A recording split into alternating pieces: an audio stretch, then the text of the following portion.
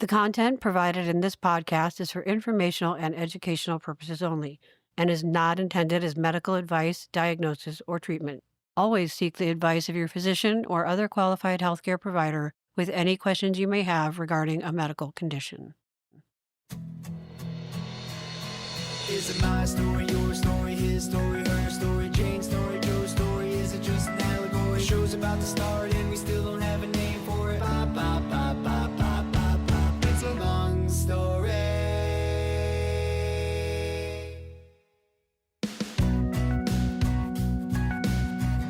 Aging and cystic fibrosis are words you don't always hear in the same sentence, but on this podcast, you'll hear them all the time. With relevant discussions and unexpected explorations wherever this podcast might take us. So many people with CF are living longer thanks to modulators and medical advances. We thought it was time to get into some real conversations with expert guests and people from all walks of CF about what living longer with CF means, the good and the not so good.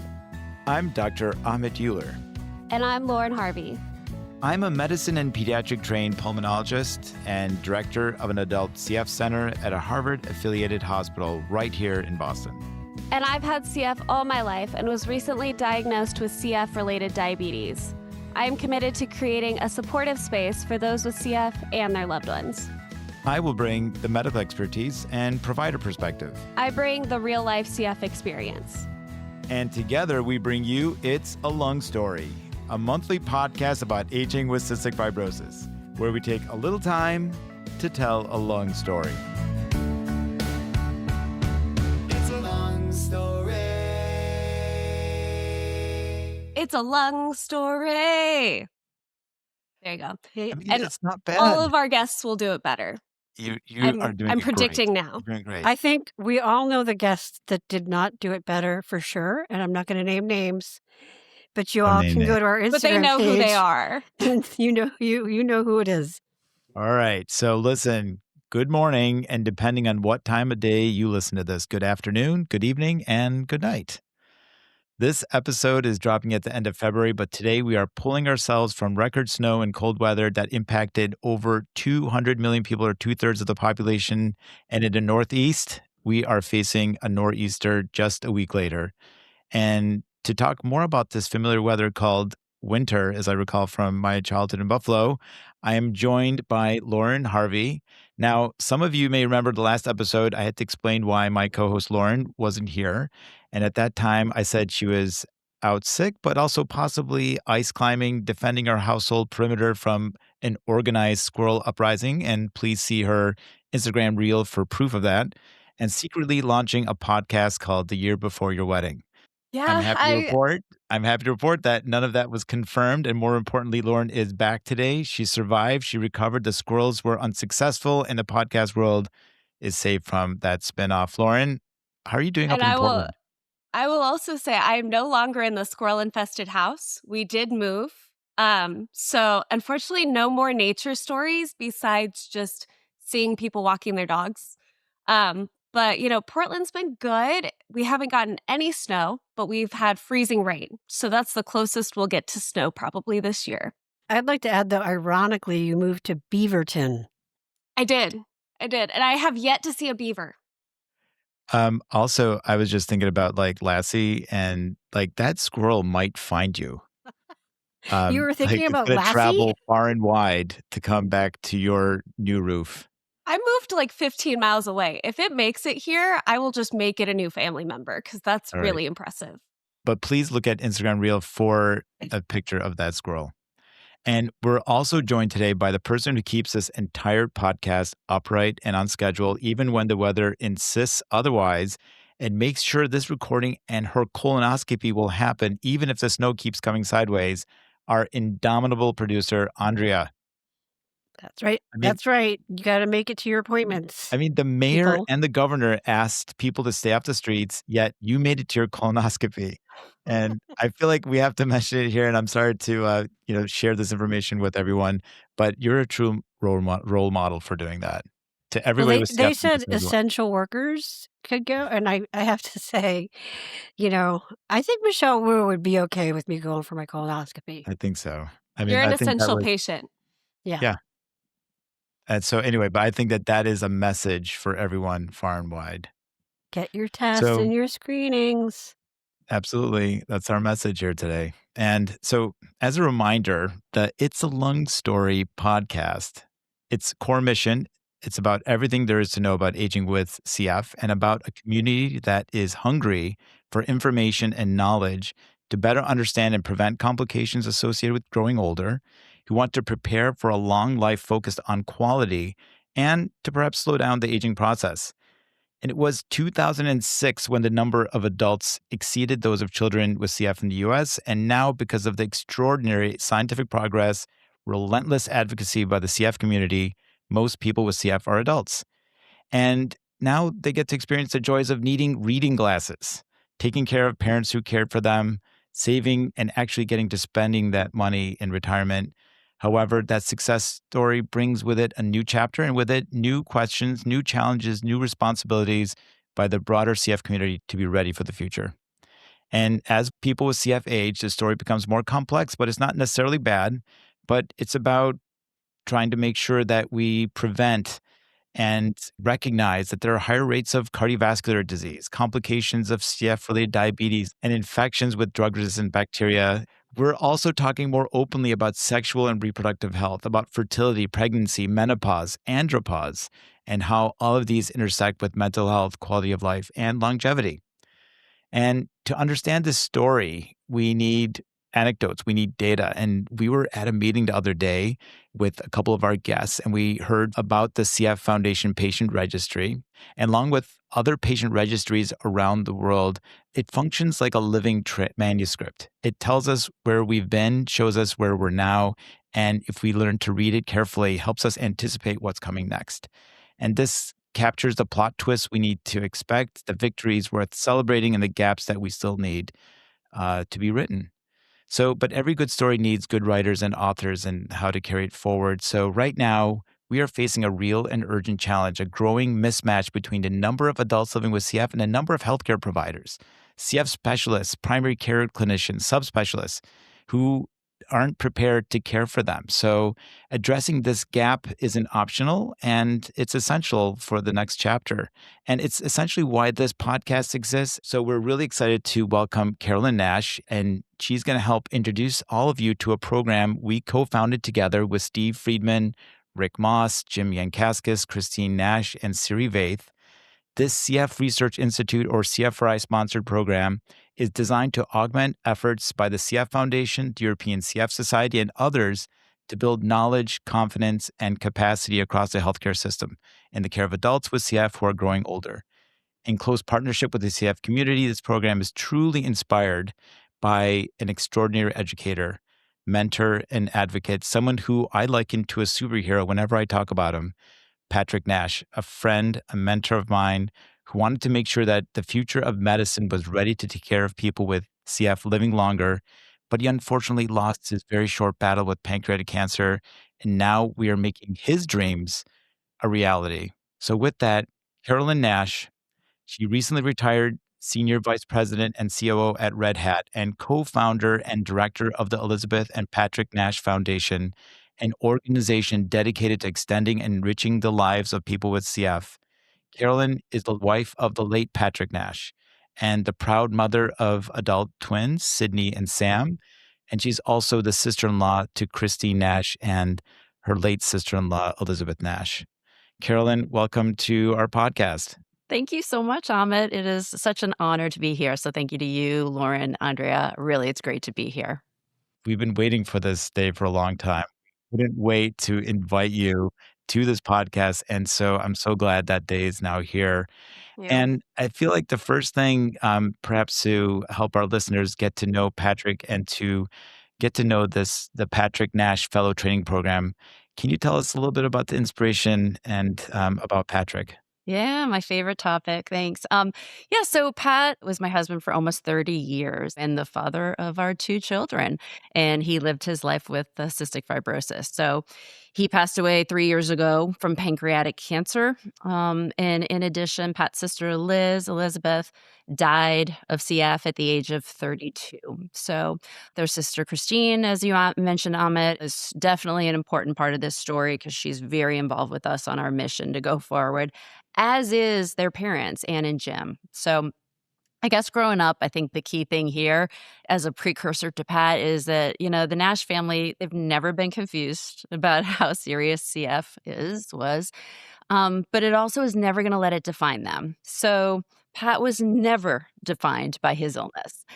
He was really more defined by just how fully he lived his life. So Pat, I wish you all could have met him. He was fun, he was curious, he was passionate, and he was really deeply connected to people. The guy loved a good debate. He also had a fiercely competitive spirit, and he had this really great ability to turn quite ordinary moments into something quite extraordinary. So the guy never wasted a day. And I'd say one of the things that we talked about a lot in our house, he had a quote, and he would say, life should never be measured by the number of breaths you take, but rather by the number of moments that take your breath away. And that was really Pat. And so during COVID, Pat really started to get engaged into the CF community. He really hadn't been before. And there were a lot of virtual support groups, webinars, things like that. And Pat got engaged and really leaned into it. And he started listening to what other people aging with CF were going through. And it's so many of the things that you talked about, Ahmet. There were things that were like sort of ancillary, or so we thought, to cystic fibrosis. So GI issues, eye, ear issues, blah, blah, blah. So many different things, depression, and then the ongoing threat of cancer. And these were all experiences that Pat he was going through as well. So even before he was diagnosed with pancreatic cancer, he was already talking with doctors. He was talking with you, Ahmet, about, how does CF affect the body over many decades and why aging with CF wasn't getting the attention it needed. So when he was diagnosed with cancer, I'd say this did not start those questions for him, but it made them so much more urgent. So, I think in a nutshell, Pat always believed that living longer with CF should come with a better understanding, better care, stronger support, and that responsibility shouldn't be always placed on the patient to diagnose, to educate, to connect dots and connect people together.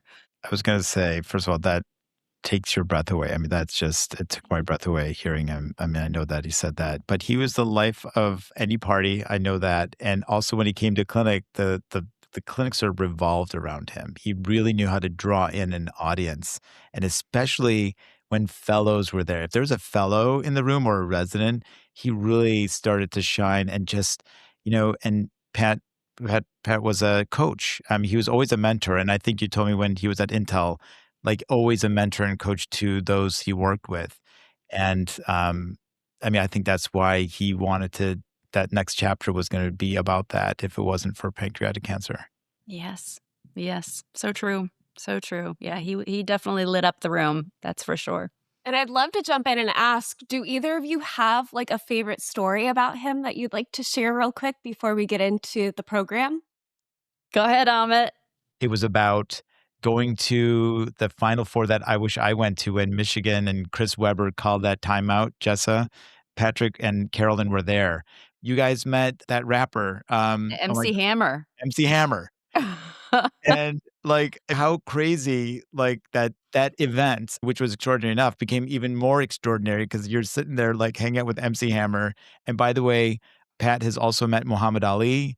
I feel like you have had a lifetime of moments like that, and he really, was extraordinary. Man. They bring back a lot of great memories. I'll tag on to the Muhammad Ali story. So I was working late, and I was in an office building that had like, a fancy club at the very top. So the word on the street was that Muhammad Ali was up there. So I called Pat. It was probably like 10 o'clock at night. And I said, hey, Muhammad Ali's in the house. And he hot-footed it. He got into the car. He grabbed like a nice coat or something. He got into the car and he came down to my office building. And we had no idea when this event was gonna end. We had no idea.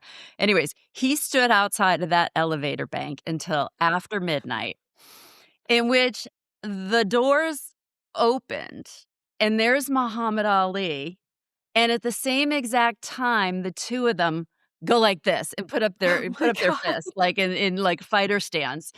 And, it was one of those that literally took my breath away. I'm like, "Are you kidding me?" So we took some great pictures, and it was just a moment. It was, his perseverance, his love of Muhammad Ali. I mean, it was on his bucket list to meet Muhammad Ali. So that was a really special, fun moment. It's awesome. The reason why we even know about that story is that we did these webcasts during the pandemic. So when the pandemic started, every week we'd have a webcast hosted for the community.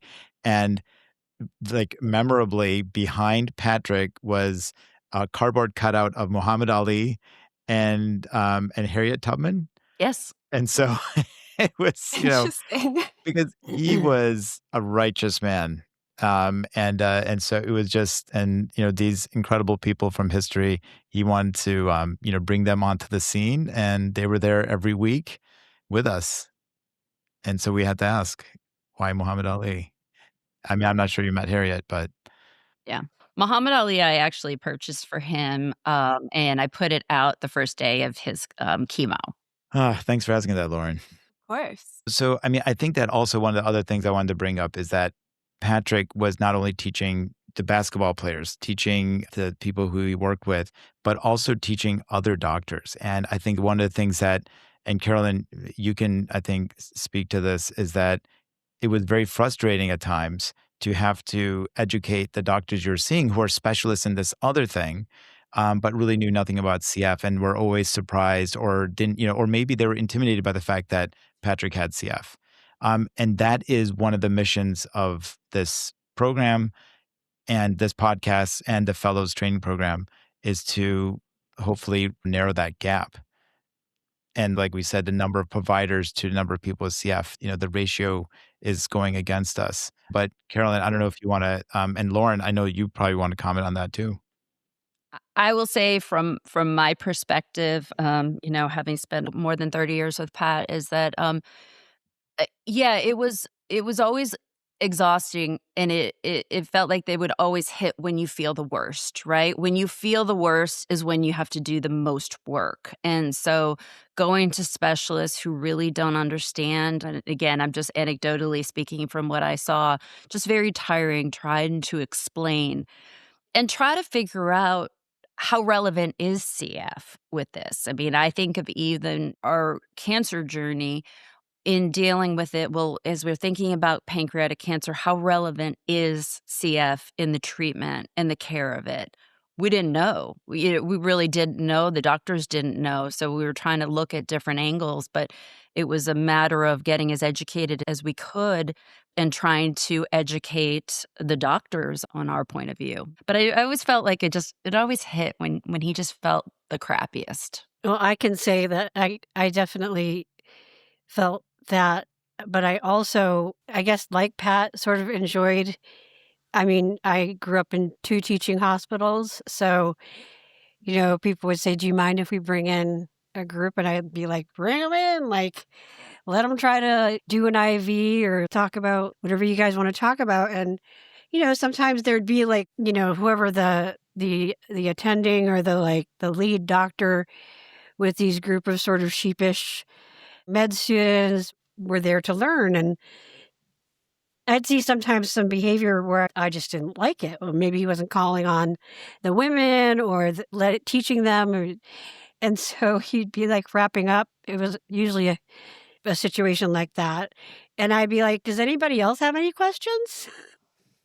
And then people would start to ask me questions. They felt like, well, if the patient's asking me, I can ask questions. And you'd be surprised how many people spoke up. And that would be like when I felt good. But when you're like, everything from chest PT people who weren't trained properly, and you'd have to tell them either the way you liked it or the way you needed it or the way that they were doing it was ineffective, to doctors who, like, well, are you sure you don't want to add on this test because it's usually helpful in this regard? And sometimes they would be like, "Oh, okay, like, I'll do that." Other times they'd be like, "Well, who are you to tell me what to do?" And so there's a lot of that going on. But you knew your body and you knew that, like, you needed it. It was a lot. You felt like you were training people sometimes. And we've had a little bit of a different experience. I feel like most of the doctors I've been to, if they don't know what I'm talking about, they say, it's not my problem. Go find a specialist, even if they're supposed to be my main source of information. And recently, I was in the hospital because I was sick, and I had to teach all of my nurses and doctors what Trikafta was, how to take it, even though on the packet it says take 2 in the morning, 1 at night. They're color coded, pretty straightforward, but they still like came in 2 minutes later and were like, "We don't know how to give you this." But then they wouldn't let me actually take it until it was a bit too late. I like training people, but I also don't like it getting in the way of my treatments. So I've had a little bit of a different experience where it's just like I haven't had anyone who asks me questions. They just assume and then I call them out when they do something wrong. Having people ask me more of like, is this what I'm supposed to be doing? Or how do you normally do it at home would be super helpful for me because I haven't had that experience before. So maybe I should go to a training hospital. What this is all about is we want someone to walk in to see their subspecialist and that person say, I know all about this and I know what to do. I know how, as you said, Carolyn, how CF impacts this, how it impacts cancer, how it impacts diabetes or menopause, or how we can take advantage of knowing your diagnosis to recommend different preventative strategies. So, with that, I mean, our program, and we're going to hear from two fellows who have been a part of the inaugural year, which started in 2024, of the Patrick Nash Fellows Training Program. And we'll talk about who's eligible. It was that it was only open to fellows who are in their later years of training, with the idea that then we would have those folks be interested, develop a sense of a career path with CF in mind as they then graduate and take on new jobs. We've now expanded it to include the early career faculty in their first 2 years, and then also special residents who may really be ahead of the curve in knowing what they want to do, and maybe even someone earlier part of their career. But our whole goal is to train, some pulmonologists. We're doing that for sure, but then really, you know, gastroenterology and hepatology and oncology, endocrinology, otolaryngology, cardiology, and so much more. But we want to make sure that these subspecialists are engaged in caring for people with CF, but also that they're then going to their conferences and spreading their knowledge so that we're educating a broader group of people. So it is with that is my pleasure to first introduce Spiros. Spiros was born and raised in the amazing country of Greece, where he also completed his medical education at the University of Athens Medical School. After residency in internal medicine, he started his fellowship in GI and hepatology. So things that we need people understanding and providing care for adults with CF. And he's doing that at St. Louis University. And during his research year, he was able to work with CF experts like Dr. Hashem and now with Dr. Sin and Dr. Friedman. And he's studying hepatic steatosis and fatty liver in adults with CF. So welcome, Spiros. Thank you very much for inviting me. It's a great pleasure meeting all of you. It is so wonderful to have you here. And I'm going to have you guys expand on your experiences. But before we do that, we'd like to also welcome Dr. Jessa Miller, who's a rhinologist and skull-based surgeon at the University of Michigan. She's originally from Ann Arbor, my favorite city, where she attended the University of Michigan for undergraduate and medical school before leaving to go to UCLA and getting a residency otolaryngology head and neck surgery.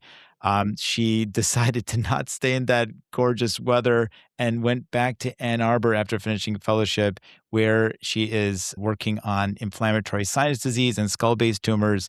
And her research interests are thankfully in understanding olfactory disorders, something very important to people with CF and improving sinonasal health. So, Jessa, welcome and go blue. Yes, go blue. Thanks, Amit, for and the invitation to be here today, and Andrea and Lauren. It's a pleasure meeting all of you. I'm really excited to chat today. So, I would love to hear from both of you guys and just describing your experiences, how you found it and decided you wanted to apply, but also just your experience being a part of the fellows program. And so maybe Spiros, will start with you, and then Jessa, and then we'll go from there.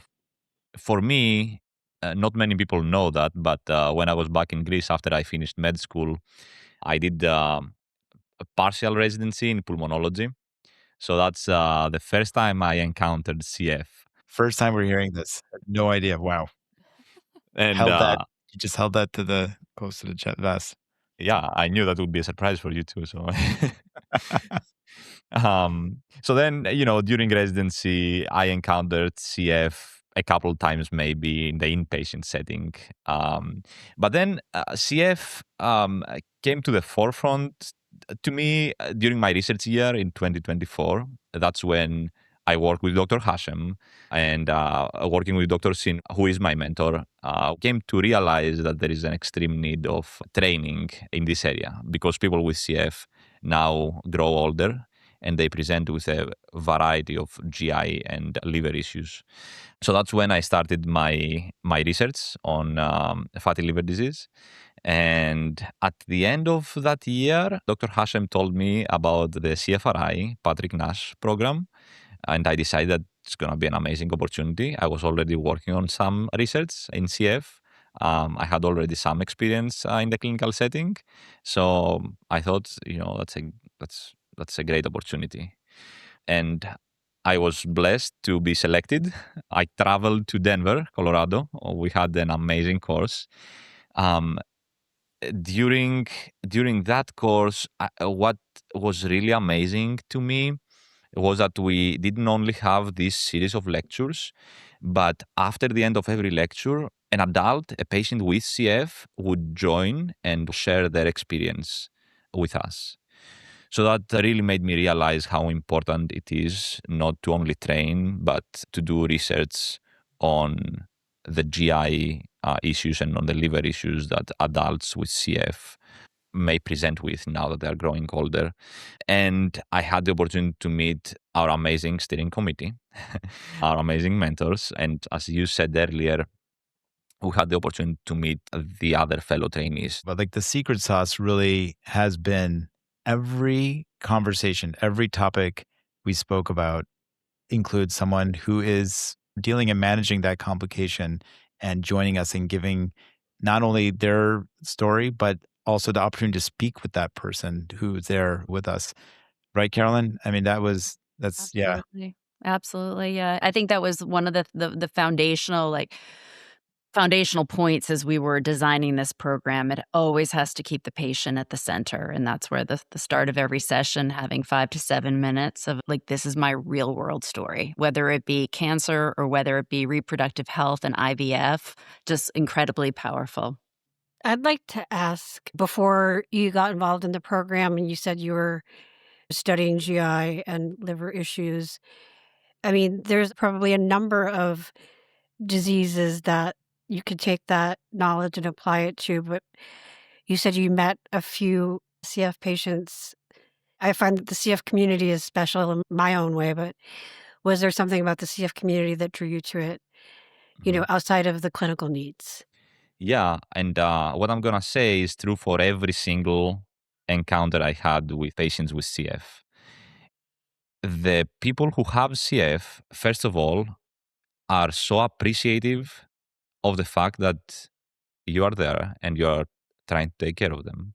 And I'm one of the physicians that will ask questions if I don't know something. So I don't know if that played a role, but the fact that they are very, very appreciative and very grateful. Every single patient I have encountered. And number two, everyone is so engaged in the CF community. Every time I have asked an adult with CF to join my study, or can we do this? Can we do that? Everyone is so positive about this, and everyone is so engaged. And I think This is another reason that drew not only me, but other people I know to the CF world. Thank you. Thanks for your all your thoughts, Spiros. It's really inspiring to hear. My journey to cystic fibrosis was a little bit different. So, as a otolaryngologist, rhinologist, it seeing people with CF isn't a huge part of our residency training. So it's not like we're getting a ton of exposure. I learned about CF during med school, as all MDs do, but my foundational knowledge was pretty limited, honestly. So I was fortunate during residency. I was interested in rhinology, and so I got linked up with one of the rhinologists at UCLA, Dr. Dan Beswick, and he does a lot of research on chronic rhinosinusitis in people with CF and olfactory dysfunction. So that was sort of my first intro to working with people with CF. And then, of course, on the inpatient wards, occasionally we would have patients be admitted for CF exacerbations, and we would get consulted for sinusitis, but it wasn't very, very common. But through my research experiences, I met several other people working in that space and some pulmonologists at UCLA. And that's how I first heard about the Pat Nash Fellowship. So one of the pulmonologists just emailed me, reached out, and was like, "Hey, Jess, I think you'd be great for this. I think you should think about applying." And I didn't really know a whole lot about it, but I read the information on it. It sounded really appealing. So I applied and was fortunate enough to get accepted. And then once I was a part of the program, it went way above and beyond any expectations I had for it. So going to Denver for the first in-person meeting, meeting all these giants in the field, people that are doing incredible, working on incredible research and who are just amazing clinicians and people. It was incredible. And I was the only otolaryngologist there. So at that point, we were in the first year of the fellowship, and most people were coming from medicine residencies. They were in subspecialties of medicine, so pulmonary, GI, oncology. But I felt like most people had a little bit more background on CF than I did, because at least they did a internal medicine residency, whereas my knowledge was super limited. But I was upfront, I think, with everyone at the beginning, like, I really don't know anything. I can know how to manage the sinuses, but please teach me everything. And I had no idea that there was an increased risk of developing cancer in people with CF and all of these other aspects of CF care that I had never considered, never thought about. It's right. It's not a core part of our curriculum during residency. And so I felt like I was getting a window into this whole other area of CF care that I would have never been exposed to had I not participated in the fellowship. So now when I see people with CF in my clinics, I have like a different perspective to bring, and I feel just more knowledgeable. And there's, of course, still so much that I don't know, but I'm similar to Spiros. I really don't have a problem asking or saying I'm not familiar with that, but I'll go read about it or ask someone that has a little bit more knowledge on that topic. So I usually just try to be honest, because at the end of the day, all the patients or the people with CF that I'm working with, they know way more about their disease than I can ever imagine. And so I think just trying to stay humble is something that I learned a lot during the fellowship, and hearing everyone's perspectives was super helpful. So I gained so much knowledge during the year of the fellowship, and now the connections that I've made and the people that I've met. It's been an amazing journey. Now, you said, and I just want us to expand on this, that it wasn't just a conference, it was sort of what came afterwards. Now, like a big part of our goal was to not just have a weekend, which was fantastic. Like, we got to eat and drink and hang out together and really have like deep conversations, because the number of fellows was small, and it's going to remain that way. But tell us about your experiences with your mentors. You met some incredible people. We're so grateful to have such great faculty. But tell us about what your experience has been sort of after the fact, the quarterly meetings and everything else that sort of comes with the whole package.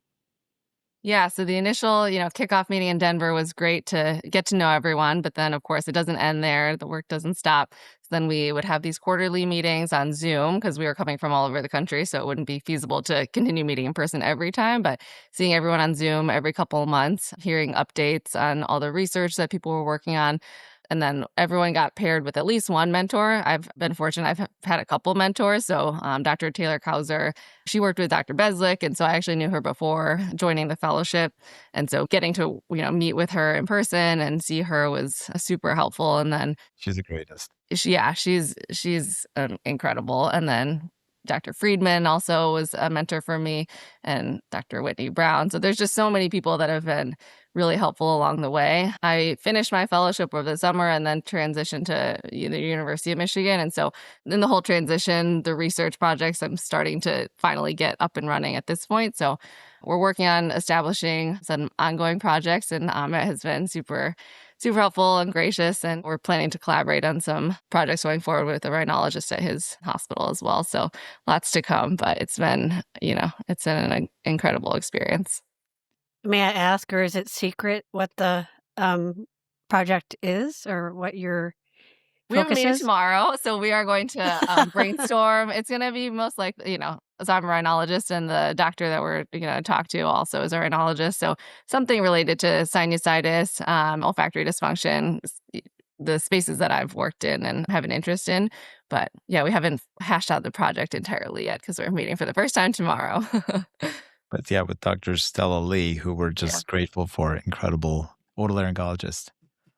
But I was going to say, Carolyn, right? We got them into the conference. We're not going to let go. We're like sticking to you guys. We appreciate it. Yeah, I know we talked about it as first like a year-long program, but no. It's a year-long program, but then we've created an alumni network because that is the whole point, right? As we talked about at the very beginning of creating this, like this mesh web of network of excellent, just outstanding leaders in the CF field. So we formed an alumni network to make sure that we keep engaged and keep going together. I think that's really cool. And I'm imagining that even if people don't come to the fellowship program, that the people that have come will teach, within their networks, others or mentor others. And so you can get to more people, right? I'm looking at both of you, Jessa and Spiros, because I've a lifetime of GI issues that have been managed by pulmonologists wonderfully, and sinus issues that were mostly managed by sinus doctors who didn't know much about CF but learned along the way. But it was like 20 years in the making. So, like, just incredibly excited about what this program can do for everybody, like people my age and people Lauren's age. Like we're 30 years apart, but there's something for both of us for sure in what this program is developing. So just really exciting, the way you guys are thinking about it. And on top of that, I would love to ask, like, from your perspectives, why should I care about it? Why should people my age care about this for future care? What does this mean for us as patients? I think I would say two reasons. Number one, now it looks like we are heading towards formal training in cystic fibrosis across multiple specialties. So that problem of having a physician in a specialty who does not really know much about CF, we are battling with that issue. That's number one. Number two, from research perspective, in that conference, I met many young physicians and our mentors who are willing to expand research and explore all these topics and all these health issues that adults with cystic fibrosis present with now. So not only we have clinical training, but we are also expanding our knowledge on this.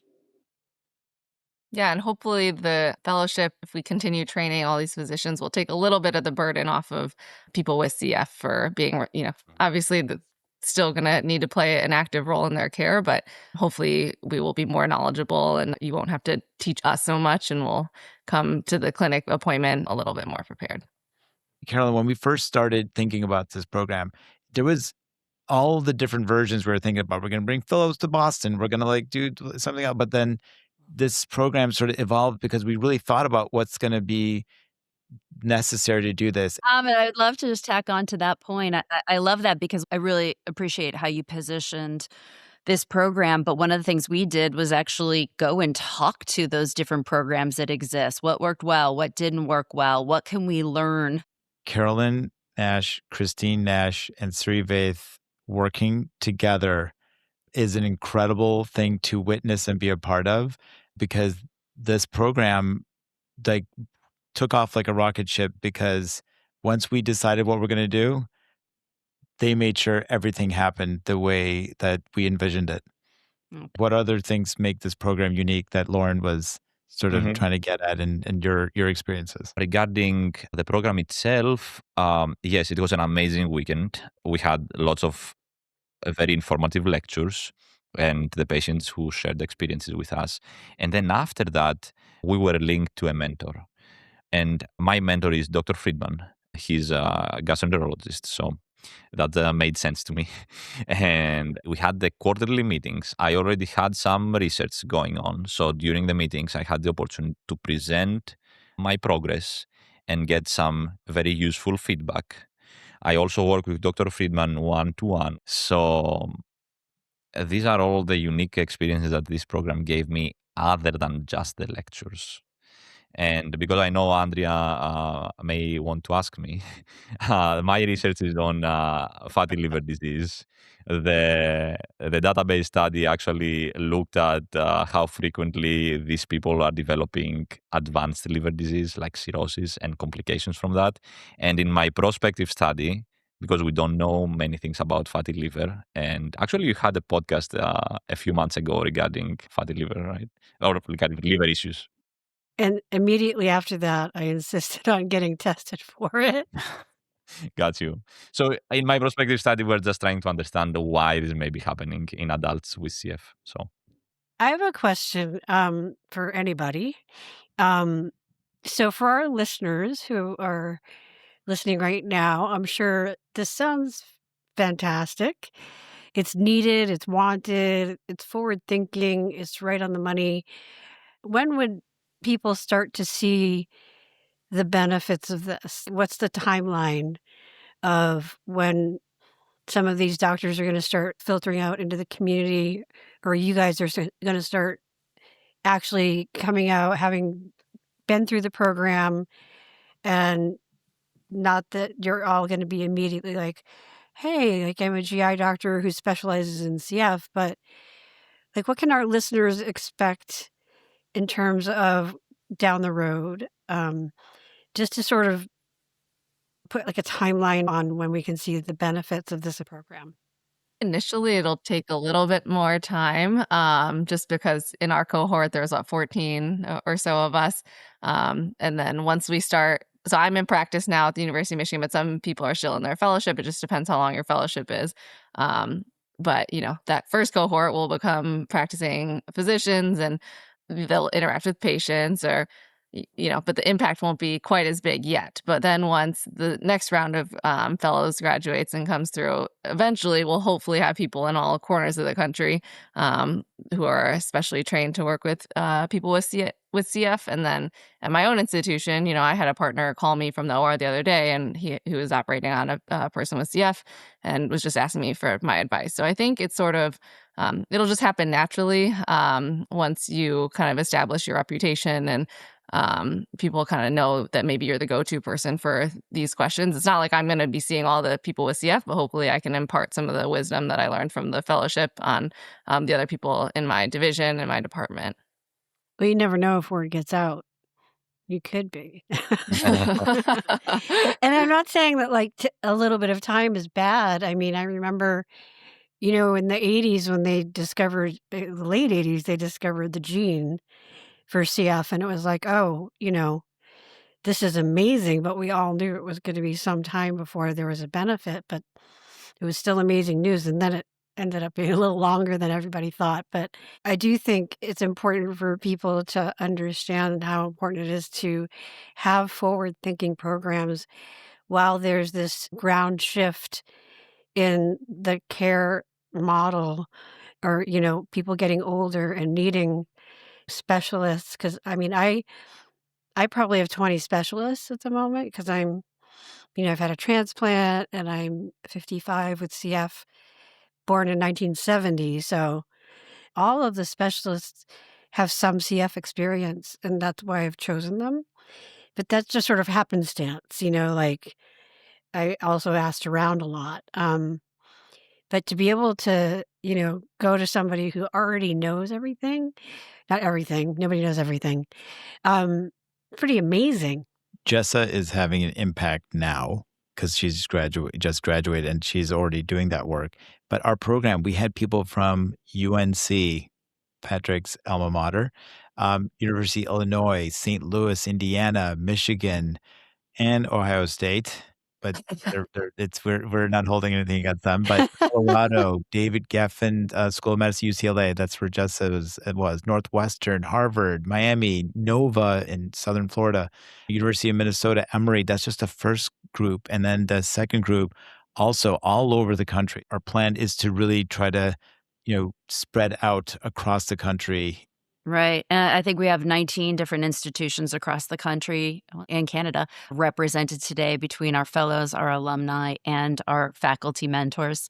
And so, right as we start to expand that, and Andrea, I really appreciate your perspective. And I also think you also live in a really strong care center for CF. And I now start to think about some of those smaller locations that don't have all of these. Well, now everybody who's gone through the program, we have a database of alumni and fellows. So if you don't know the answers and the questions aren't getting you there, well, you can look through and you can call your mentor. You can look to see who has that specialty or who's participating or leading some sort of research here. And it does just get exponential so that hopefully some of these smaller locations that aren't covered as well just can use that big network that is the Patrick Nash Fellows program. So where it seems like maybe they have to complete a fellowship, get out into the world, like start practicing, and then the benefit is later, it seems like it's almost starting immediately. And before we transition, that when, we're thinking about fellows and new attendings or residents who are thinking about this, I mean, this program may be their only opportunity to see if this is where they want to dip their toes and do this work. So, and potentially, and I don't want to put words in your mouth, Jessa, but then if you didn't have this opportunity, maybe you wouldn't have been so strongly associated with CF, and maybe there's some other things that, would have swayed your path or could sway your path.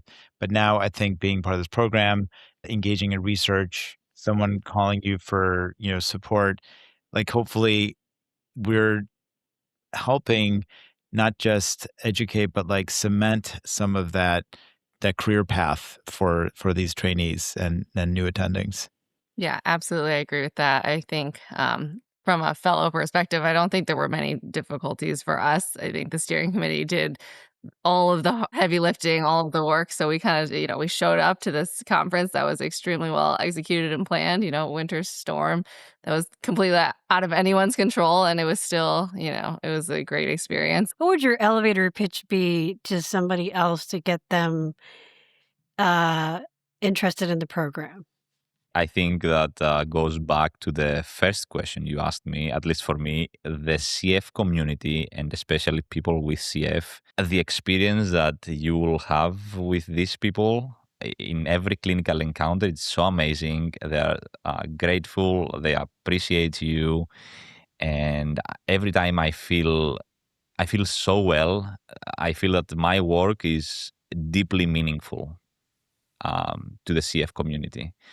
So that feeling alone for me, it's definitely worth it. It's definitely worth join the program, learn more about CF, and go out there and practice and see more people with CF.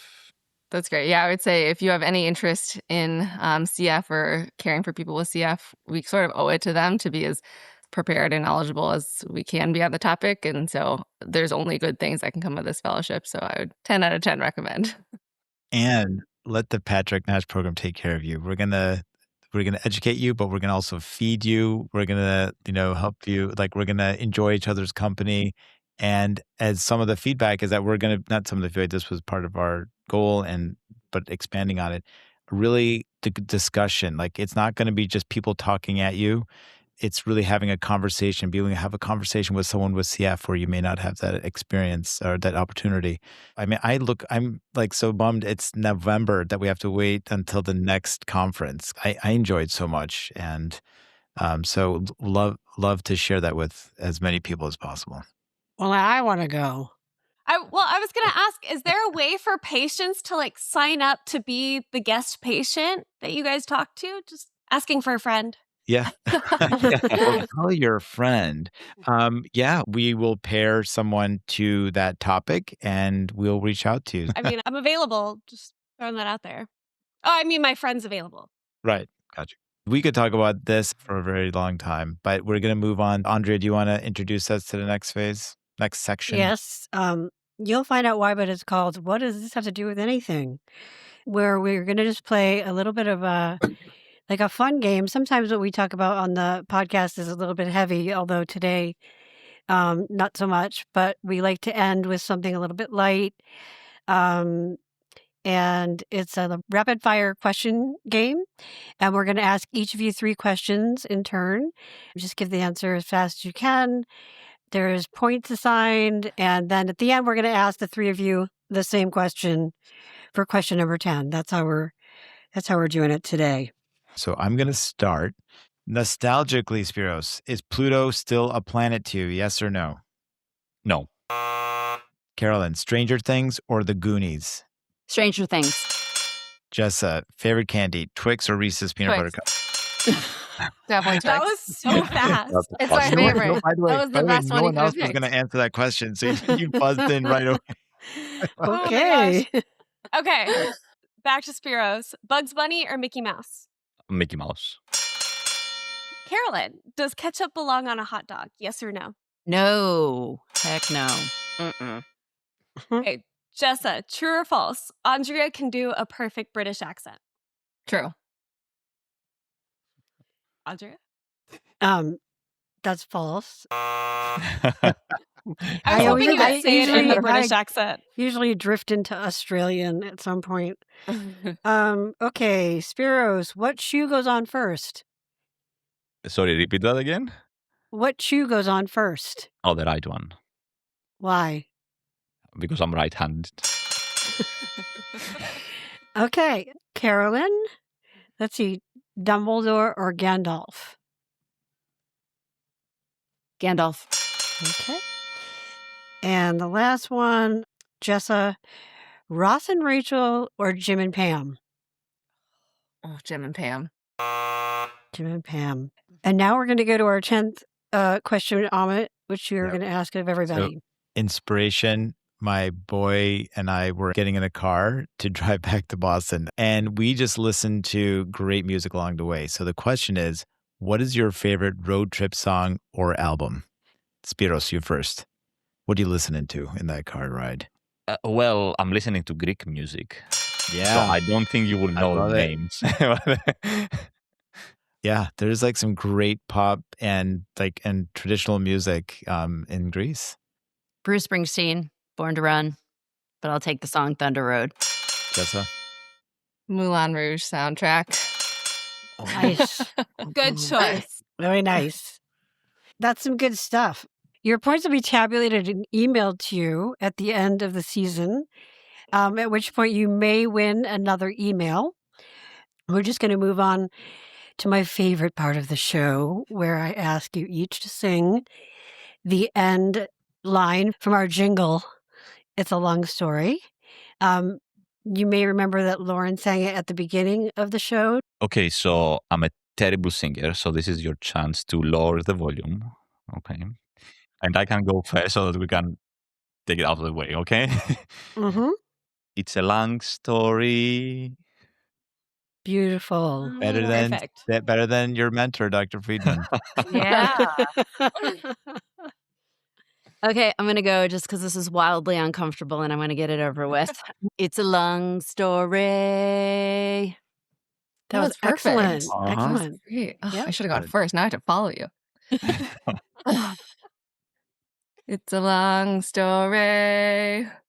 Woohoo. Those were all good really show. good. Yeah, you guys We are should have great. had them Love it. sing in the beginning, not me. Nope. Mm-mm. I can't wait for the Right. compilation of all of them, though. It's, Me either. it's so good. I think Yeah. part of the reason we started doing this is people love to see their doctors and their, podcasters as real humans. But anyway, thank you so much for indulging us. Until next time, Get a little older. Live a little bolder.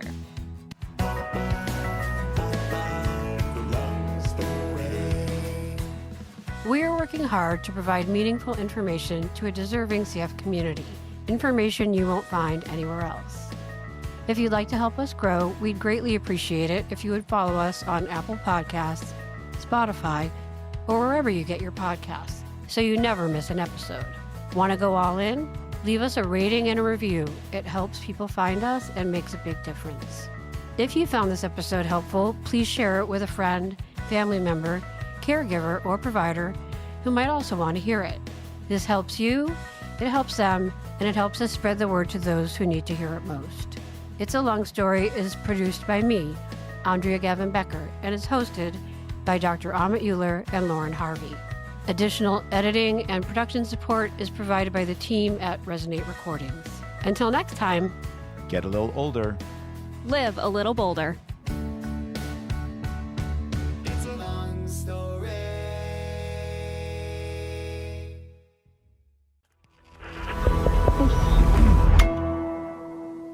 Resonate.